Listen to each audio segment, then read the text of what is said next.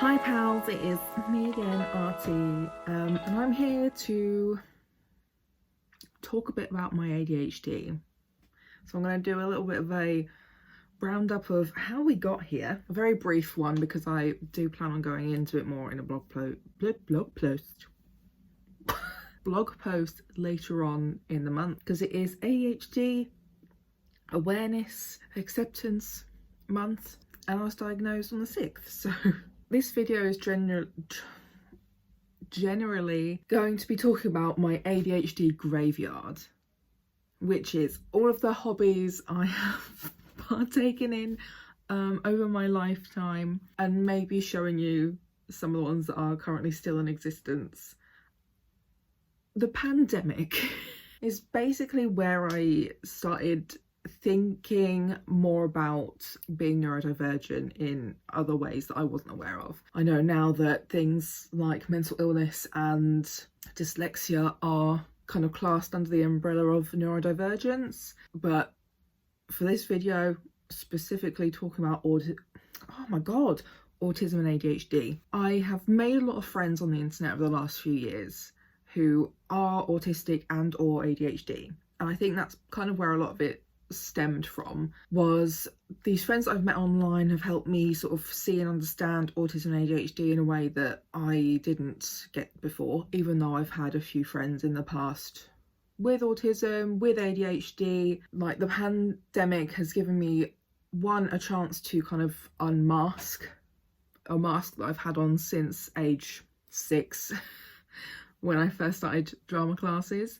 and also reflect on my past, the past friendships I've had with people who they're not dead, they still exist as far as I know, who are autistic, are ADHD, that, you know, it gave me some time to be like, oh, okay, that's why I either did get along with them or didn't get along with them for these reasons. And then, yeah, around to the pandemic, with the friends I had been making online and made online through the last year or so, they kind of inadvertently taught me about what their autism and ADHD meant for them, and I just identified a lot with things they were saying, but it started off with autistic friends mainly, because that was the one that I was first questioning. And I won't lie, TikTok did its thing.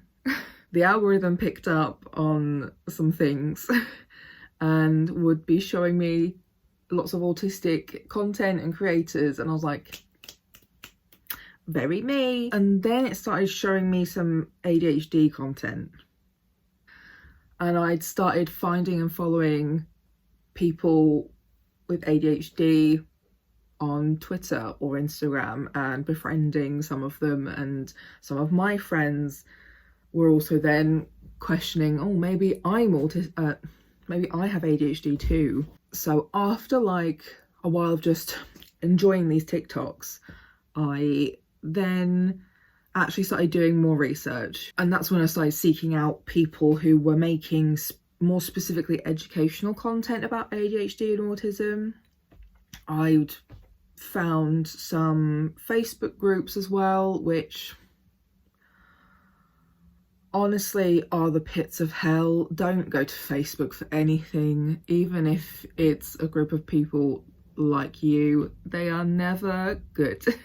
So that's kind of how this all started. My first things that were kind of making me question ADHD were never being able to keep tidy, ever. Constantly losing everything all the time, especially really important things like my car keys, my wallet, doctor's letters, blood tests, like forms, and finding it really difficult to remember when things were happening and having to like severely overcompensate. And looking into some of my past, where actually now it makes sense why I struggled a lot in school. I personally did not really live that gifted child prodigy life. I have always struggled. I think that doesn't help that, you know, I have dyslexia too, and I did really struggle with school the whole time. And the only time I felt really like I was thriving. Even then, I don't know, I've never felt like I was really thriving in education, but I loved learning. The only time I really particularly felt actively supported was at university. I got very lucky, apparently. The wellbeing staff were really helpful. My lecturers were really understanding, and they did everything they could to help me, and they gave me loads of extensions. But it's not that I wasn't trying as well. I was actively trying to find coping mechanisms and ways to deal with the workload I had better than I had done in school and college, because I would constantly lose my work. I would have meltdowns the night before work was due because I didn't do it. I didn't start doing my work. I didn't understand what they wanted, and I felt unable to ask or say anything. And then I looked into how to be diagnosed, and I was going to go for private originally to just get it done and out the way, and then getting both diagnosed and the consistent appointments afterwards for medication if I wanted it was racking up to over £1,000. So basically I went for the ADHD diagnosis first because there was the ability to use right to choose via your GP. Luckily Psychiatry UK had like a contract with whatever in the area, so even though my GP never heard of them, I'm also very lucky. My GP listens to everything I say and all my concerns. A lot of people don't have that luxury as well. So he was like, okay, how can I help?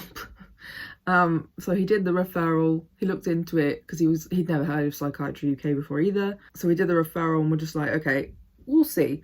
If there isn't a contract in the area or they can't help, then we'll look at what to do next. So yeah, Psychiatry UK only had a free ADHD assessment. They apparently were developing an autism one, but also now they are so overrun with people trying to get diagnosed with ADHD that they might not even be continuing the ADHD diagnosis for free anymore either. And when I first heard of them, people were literally being diagnosed within 3 weeks of like referral. I had to wait like 4 to 6 months for my assessment. And now people are like, their wait for their assessment is like up to a year. And also I have to wait 6 months to even speak to someone about medication, which is not what they said in any of their emails or documents at all. So they are not great, and they have no idea what the fuck they're doing, clearly. But that's basically how we got here. I do still think, and I still identify with being autistic. I do think I have both ADHD and autism. As I said, I just went for the ADHD one first because it was free and not a 2+ year waiting list, because as my GP said, the wait list on the NHS for those kinds of diagnoses is pretty epic. So yeah, I do think I'm going to ask him to still put through a referral for an autism assessment on the NHS. Update, I did, and I will be dropping in the tick sheet and 5 pages of my own evidence and reasoning for why I think I'm autistic to go ahead and be put on the referral and wait list for an autism diagnosis via the NHS. I've basically reasoned that, you know, I know it'll probably be a while, and I can always change my mind in the meantime. If I decide I can go private if I want to, but at least this way it's then just like in progress. And I think we'll just see how things go, but I wanted to get at least one of them diagnosed like ASAP so I can start working with it. I've also done a lot of research into ADHD and the medications, things like that, and actually I feel like some of the things I deal with that are like physical chronic pain related problems could be very intrinsically linked to ADHD, and possibly medication might help a lot of those things. But the only way to access that kind of medication in the UK is with an ADHD diagnosis. With all that, I'm now going to tell you about my ADHD graveyard. So another thing I've been doing in the pandemic is I've been going through a lot of my personal possessions, because my family has a terrible hoarding problem for a start, and I definitely have that. And I mean, that's just another sign of all of us being autistic. We cannot just get rid of things. Pardon me. So a lot of these graveyards have now parted from this realm and have gone, thankfully. I've made a little bit of money off of some of them. I've made a lot of space out of it, but I still have a really big graveyard, and I'll show you some of that, talk through it all. 95% of my like special interests, hyperfixations, hobbies I've really enjoyed for short periods of time have been arts related. My first love was art, drawing, then it became drama and performing arts, then it became writing, and then it became I don't know, anything that fills the emptiness inside me. I have loads of arts and crafts things that I've kept over the years, a variety of different like art supplies, from chalk to pastels, oil paint, water paint pencils. I don't even know how to explain that to you. Charcoal pencils and colouring pencils. I even use like ink paint pen brush things that apparently is like what the original manga makers used to draw up mangas a while ago, because I had a manga and anime phase too, which you will know from looking at my unhaul video and my several videos on rereading old manga that I still have for some reason. Collaging, great fun collaging. I still use collaging a lot. I also did photography. I literally just sold my photography equipment that I used in A-level. You know, I did... there are so many things. And this is what I mean. They did not last very long. And though they might come under like a larger category of arts, they were like lots of mini categories that I started and did. I made comics for a while. I did try to make mangas. I made lots of different kinds of comics. Oh my god, so many things. I used to make cards. I mean, you can see on my coffee art shop some of the things, or like even just on my Instagram.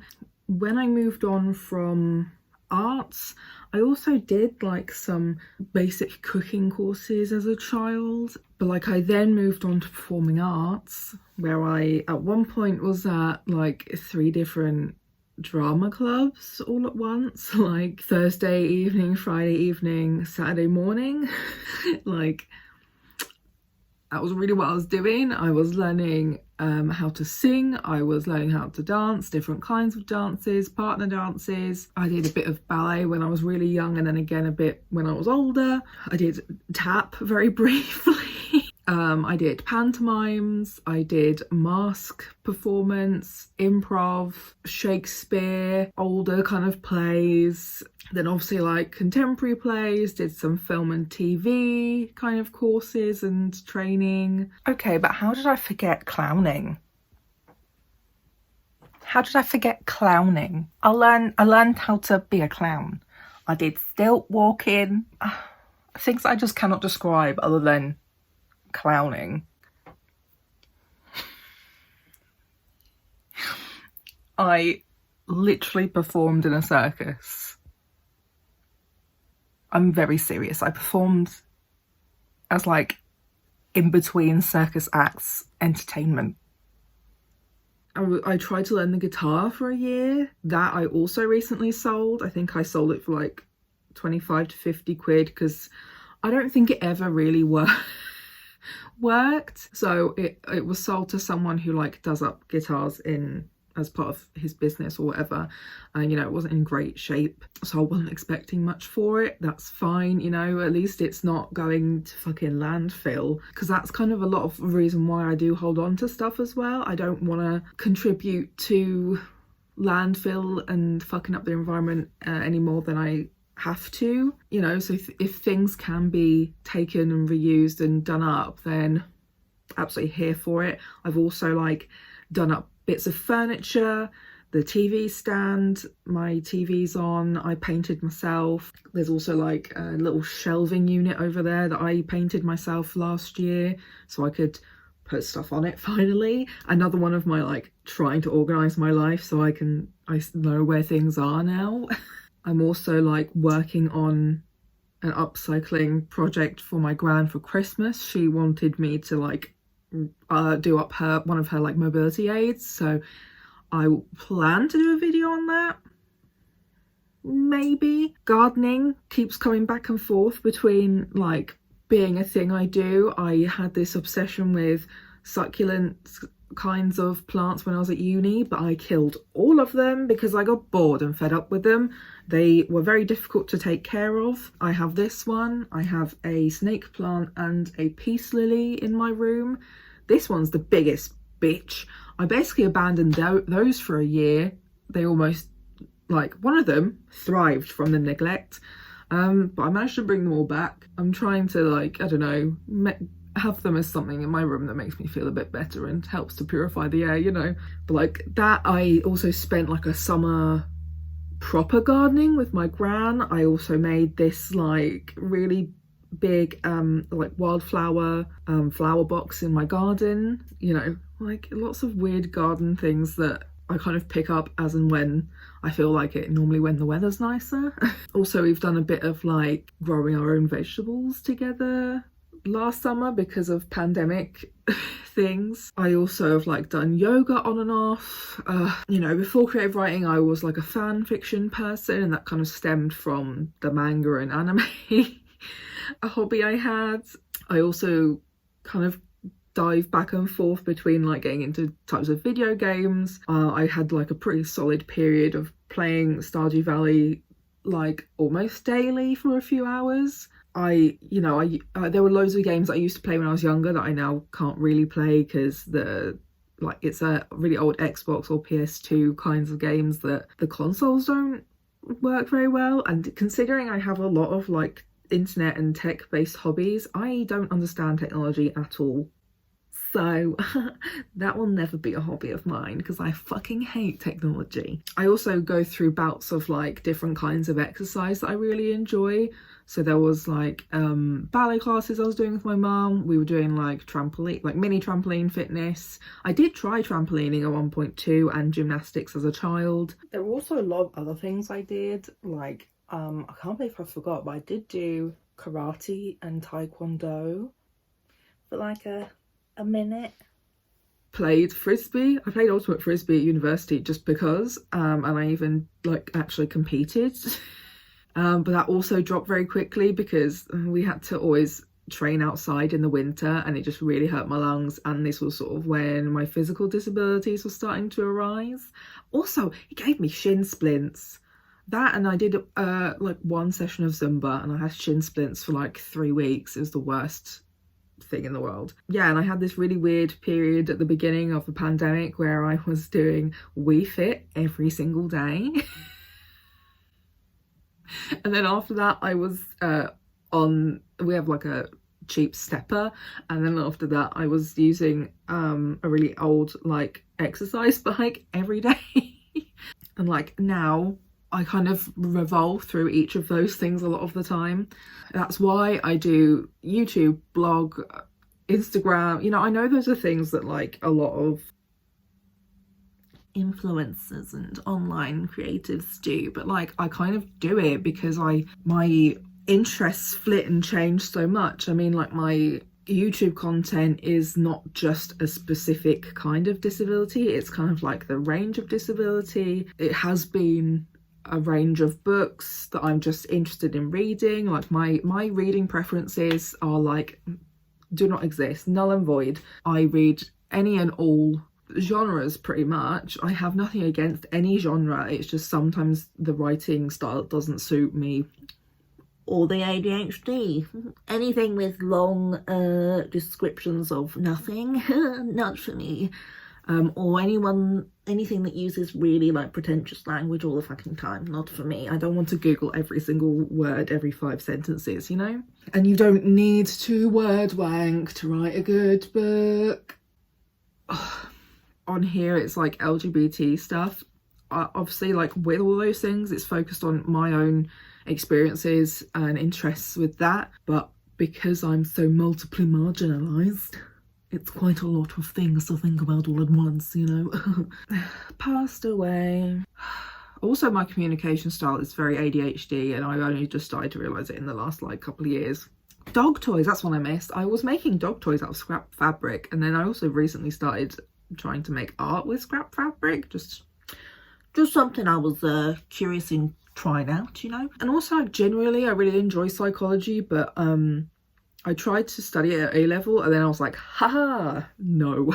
Exams where I have to regurgitate just random memorization, haha, no. But I find psychology generally very interesting, always have done. I use it quite regularly in like writing. I do it in my videos, like when I talk about communication style and society and things like that. Also, weirdly enough, like science and biology has kind of become one of my hobbies and special interests, because my body is weird and a scientific phenomenon. So it's like interesting when I can translate it to myself.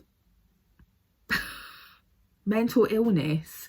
So that's kind of like it. I just wanted to tell you about my ADHD graveyards. I mentioned it in like a prompt for ADHD Acceptance Month on Twitter, and I was like, maybe I should talk about this in a video. I'll do my best to show like some pictures of some of these things if I can. And I have books on books on books on books like everywhere.